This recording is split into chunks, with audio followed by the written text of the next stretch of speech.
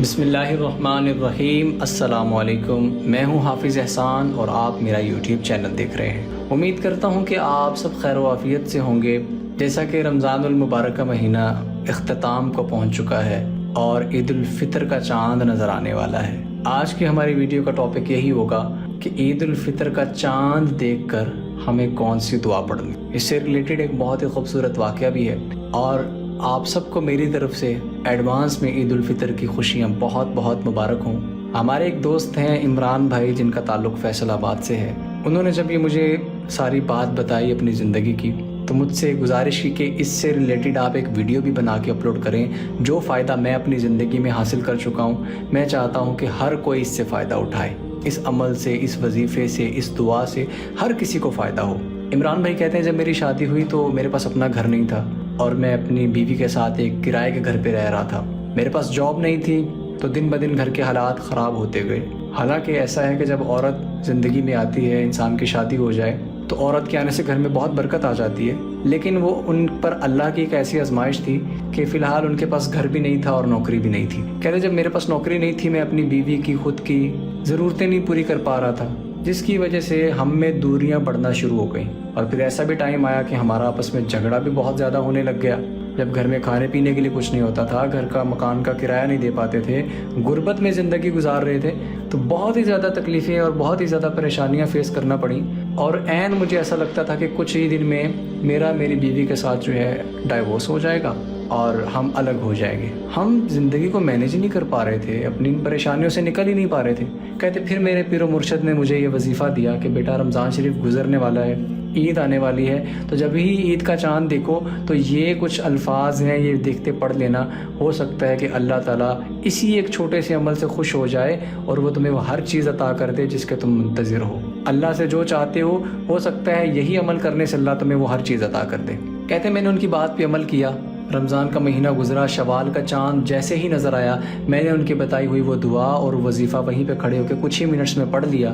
اور پھر اس کے بعد ایسے میں نے معجزات دیکھے کہ جیسے ہی عید گزری کچھ ہی دن بعد میری جاب لگ گئی، اچھی جگہ پہ جاب لگی، اور اس ایک جاب لگنے کی وجہ سے سارے معاملات سیدھے ہونا شروع ہو گئے۔ میرے گھر میں رزق آنے لگ گیا، اس میں بہت ہی زیادہ برکت آ گئی، میرے پاس اتنا زیادہ پیسہ آ گیا۔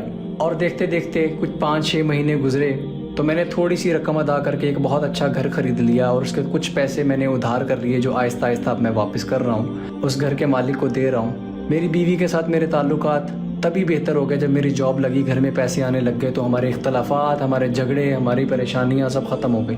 تو آج 1 سال گزر گیا اس واقعے کو، اور الحمدللہ 1 سال کے اندر اللہ نے مجھے وہ ہر چیز عطا کر دی ہے جس کا میں منتظر تھا، اور میں چاہتا ہوں جو میں نے پایا ہے، اللہ نے جو مجھے عطا کیا ہے، وہ باقی لوگوں کو بھی مل سکے، باقی لوگ بھی اس سے فائدہ اٹھا سکیں۔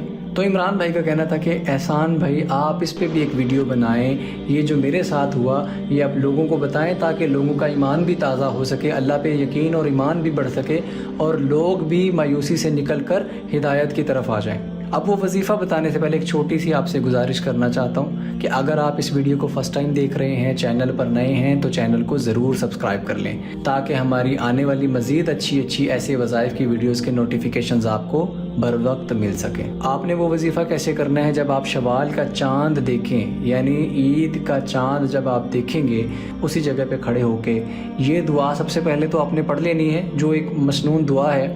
بسم اللہ الرحمن الرحیم، اللہم اہلہ علینا بالیمن والایمان والسلامت والاسلام والتوفیق لما تحب وترضى ربی وربک اللہ۔ اس دعا کو آپ یہاں سے اسکرین شاٹ بھی کر سکتے ہیں، اس کو یاد کر لیں۔ اس کا ترجمہ یہ ہے، یا اللہ اس چاند کو ہم پر برکت کے ساتھ اور ایمان و سلامتی اور اسلام اور اس چیز کی توفیق کے ساتھ نکال جس سے تو راضی ہوتا ہے اور پسند کرتا ہے۔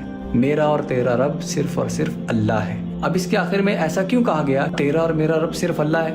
یعنی کچھ لوگ چاند کو بھی معاذ اللہ خدا مانتے ہیں، تو اس میں اس بات کی تردید کی گئی ہے کہ چاند کو بنانے والا اور ہمیں بھی بنانے والا صرف اور صرف اللہ ہے۔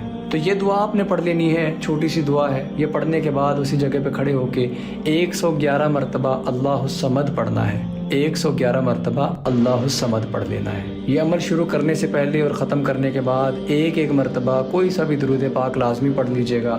اس میں آپ کے وظیفے اس عمل میں زیادہ برکت آ جائے گی۔ یہ صرف ایک ہی دن ایک ہی مرتبہ آپ نے یہ عمل کرنا ہے۔ جب آپ نے چاند دیکھنا ہے شوال کا یعنی عید الفطر کا، تب یہ وظیفہ پڑھ لینا ہے۔